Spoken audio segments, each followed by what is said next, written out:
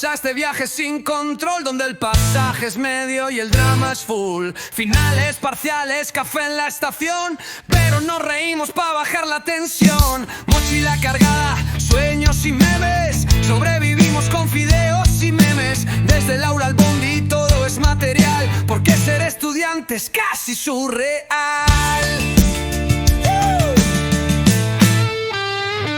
Esto es Medio Pasaje, el podcast genial, donde lo trágico y cómico es todo real.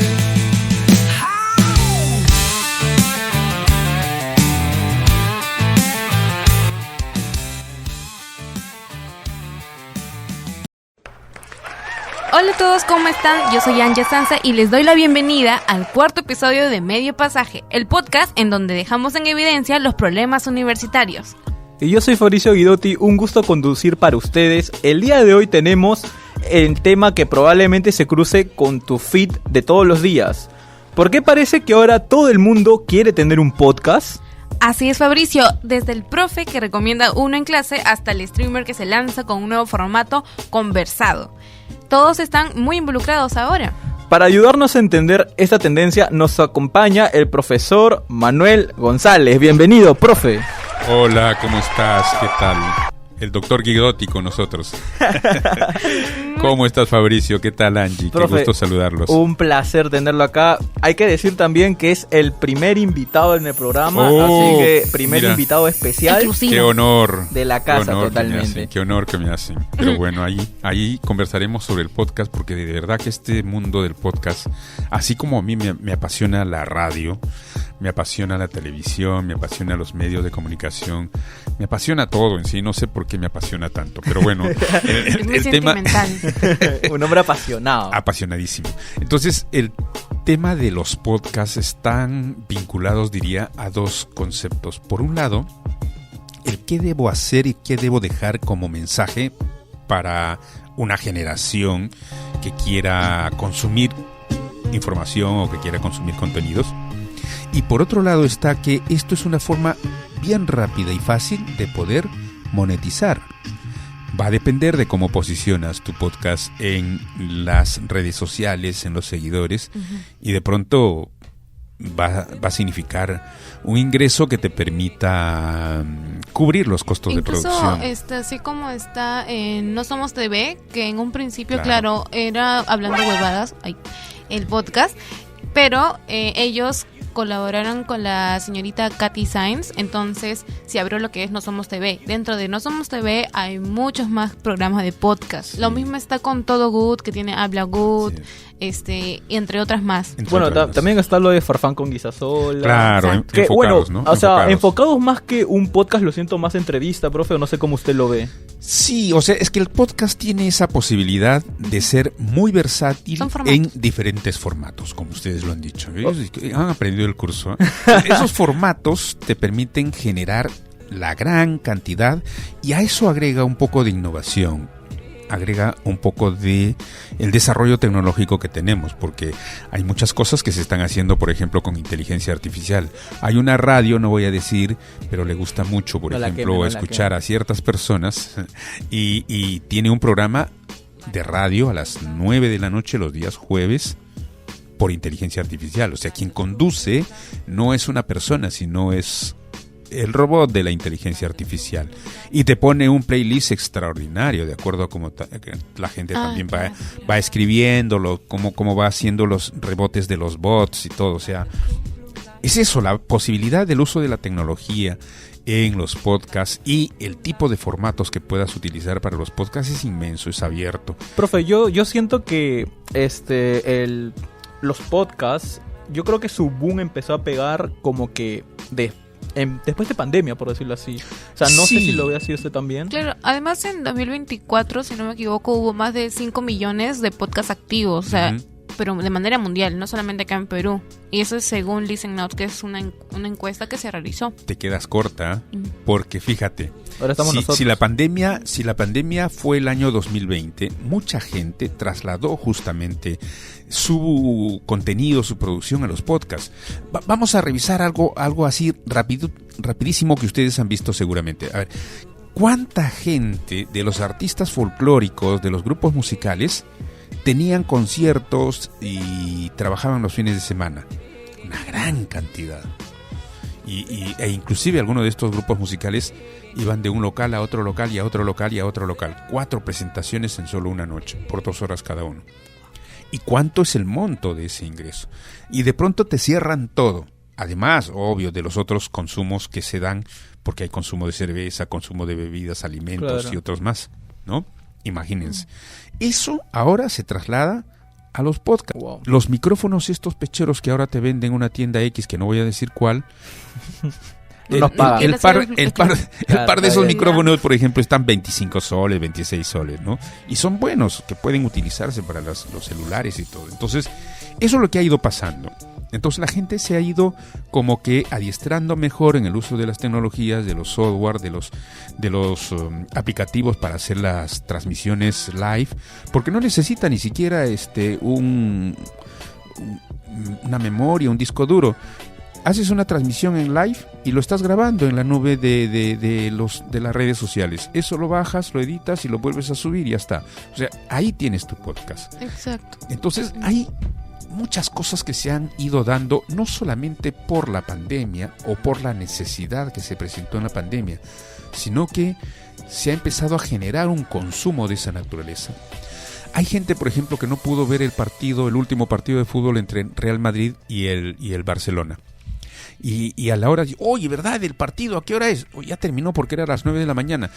Y entonces inmediatamente entran a las redes sociales, a la página web de la misma de la liga que transmite o de la empresa que transmite, la televisión que tiene los derechos, y lo ve en 11 minutos todo el partido. Te tomas los 90 minutos que pueda durar un partido o más, porque duró más con el adicional, ¿no? En tiempo suplementario, pero en 11 minutos ya viste todo el partido. Eso es lo que yo le quería comentar, justo como que, o sea, sí, hay personas que ya no se dignan o quizás no desean el prender la tele temprano y ver la noticia y prefieren enterarse mediante podcast, porque siento yo que la información entra diferente, ¿no? Uh-huh. Una noticia es más seria, más, qué sé yo, un poco más fría en decirte mataron, qué sé yo, a un ambulante con 10 plomos. Uh-huh. Y es como que en un podcast tú ves que lo interactúan, o sea, lo comentan la noticia, se rebotan, oye, pero ¿tú qué opinas? O sacan sus teorías, ¿no? También. De que por qué lo habrán matado, ¿no? ¿A qué habrá estado? Y hasta te mienten, ¿no? Claro. Exageran. También, eso es lo que también lo hacen de manera mucho más resumida, mucho más directa, porque no muchos tenemos tiempo de estar con el celular o quedarnos un rato viendo las noticias porque estamos de un lado a otro.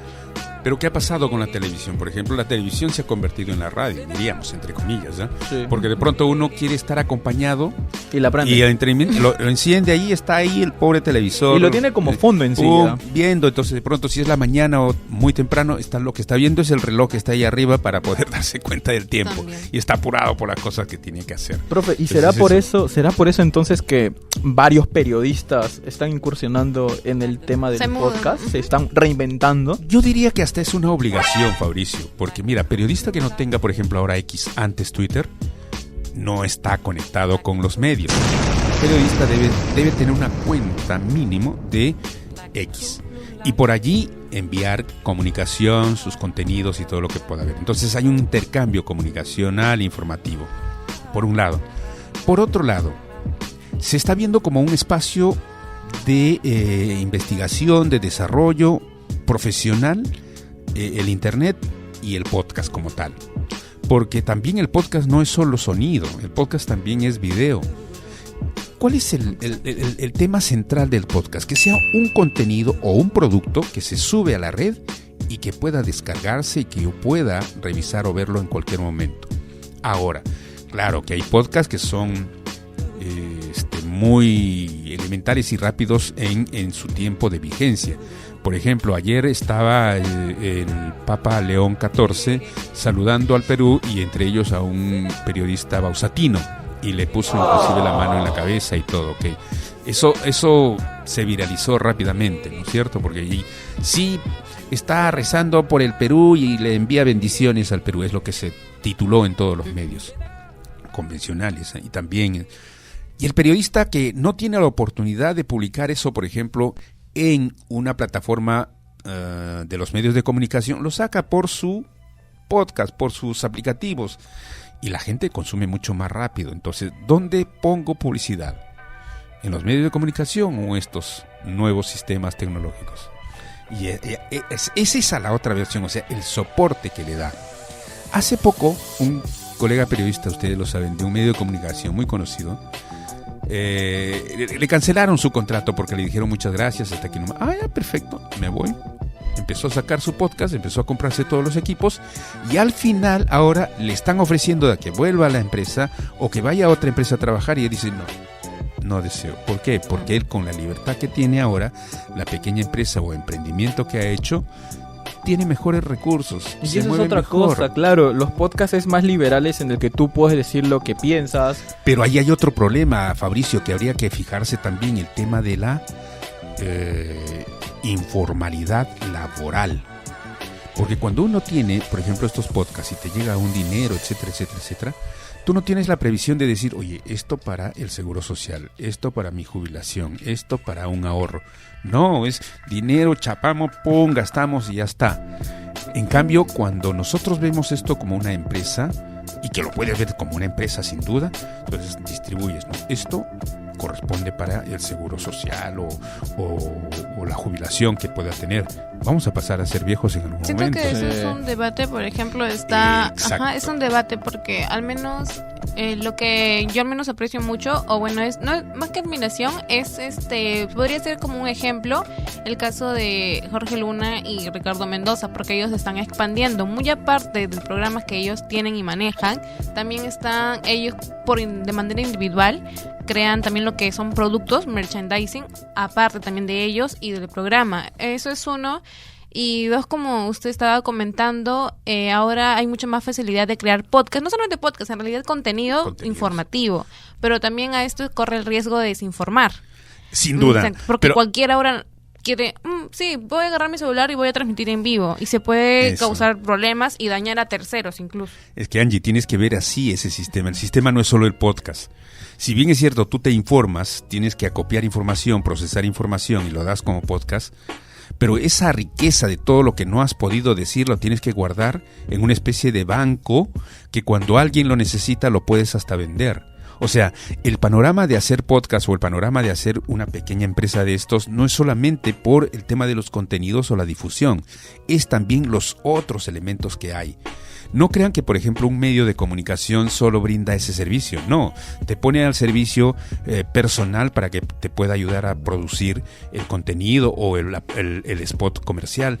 Te pone el merchandising que pueda necesitarse para apoyar todo ello. O sea, ellos han visto, en No Somos TV, han visto que el panorama es mucho más amplio de lo que realmente se debe de hacer. O sea, es así, tiene que ser así, porque el sistema también te obliga a que te muevas en ese ámbito financiero y económico. Así es. Por ejemplo, está el chico de las noticias, justo el que está hablando sobre desinformación. Ajá. Este chico ha sido incluso nominado claro, a varias premiaciones, sí, y ha llegado a ganar de manera internacional. Sí, sí. Lo que pasa con este chico, o sea, sí entiendo, digamos, el boom o la tendencia que él hizo por dar noticias rápidas y junto con su opinión. El tema es que hasta hace poco salió un caso donde él reportaba que a un señor de limpieza se le había maltratado, que se le había acusado de acosador. Una chica dijo que lo estaba grabando en los baños, cuando en realidad el señor solamente le estaba diciendo: señorita, por favor, necesito que se retire para poder limpiar. Y la chica lo comenzó a grabar y le dijo: me está acosando. Y el chico de las noticias lo difundió como acoso, como tal, cuando en realidad no era así, el contexto era otro. Y ahí viene lo que ustedes hacen, ¿no es cierto? Es estudiar como periodistas para verificar la información.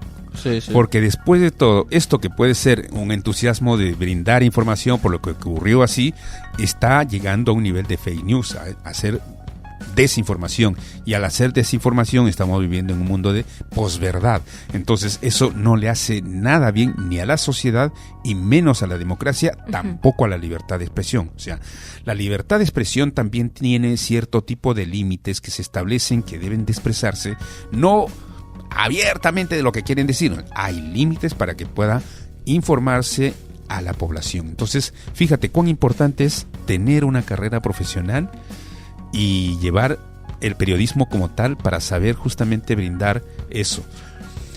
Lo que ocurre es que en el periodismo no se gana, pero se goza. Es decir, dependiendo de cómo manejas este dato. Y el chico de la noticia, si bien es cierto, lo hace pues por el grado de entusiasmo, ha encontrado un nicho donde puede a la gente llegar a la gente, ¿no? Convertir en tendencia alguna de sus informaciones y todo. También es porque, o sea, última hora, si bien las redes sociales tienen un método de vistas, o sea, depende de la hora en que tú publiques un video, vas a aumentar las vistas. Entonces yo siento que a veces ese pensamiento de que mientras más subo, más vista tengo, más viralización, te puede ganar, y peor al que no ha estudiado, no se ha preparado, entonces publica por publicar en vez de chequear y verificar. También están los contenidos productos por la inteligencia artificial, que se han creado, que es otro aspecto, exacto, es otro aspecto que también se tienen que evaluar. Incluso en el mismo Google Lens tú puedes presentarle la fotografía y te pone directamente esta foto está hecho con inteligencia artificial, y lo peor de todo es que las personas se los creen. Y lo peor es que ahí no se maneja. Conversábamos hace un momento con Freddy y varios de sus compañeros que están en comunicación audiovisual sobre la ética. ¿Qué tan ético es esto? Y entonces, por ello la gente ahora no es que consuma contenidos porque solamente se lo dicen, no, o sea, siempre busca un nivel de respaldo o un nivel de verificación o un nivel de sustento.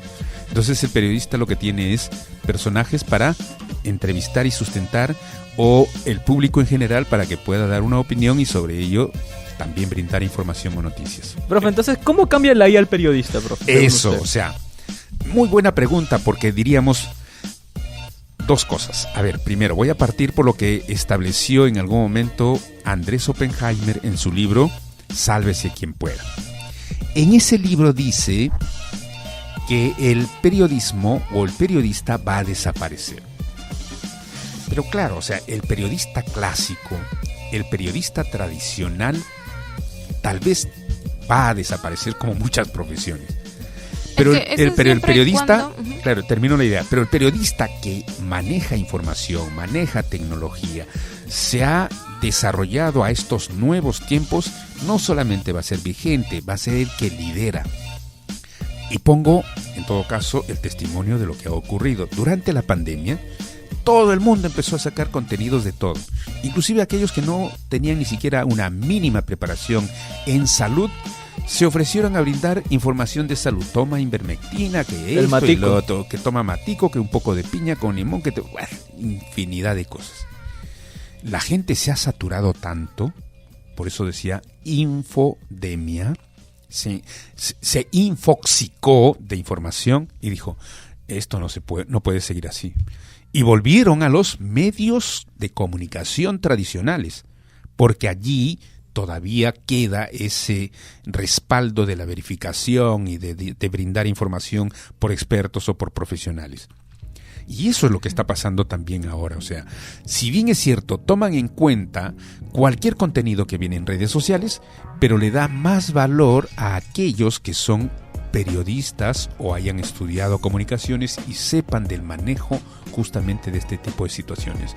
Entonces la gente ya tiene una idea, un soporte, y le da ese vínculo de credibilidad y de confianza, sobre todo, a eso que viene. Claro, profesor. A esto mismo quería ir también por el lado de los streamers, por ejemplo. Ahora también incluso políticos han colaborado. ¿Usted cree que esto tiene algún fin como tal? Por ejemplo, si vienen las elecciones de 2026. Entonces, sí.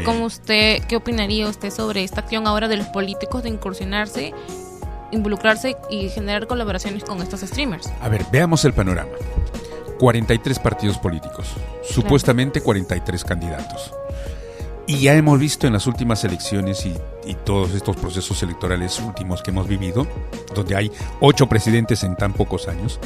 Imagínate, entonces, lo que ha habido es una desinformación brutal y total, así, completa, y agresiones de todo tipo de naturaleza infinita.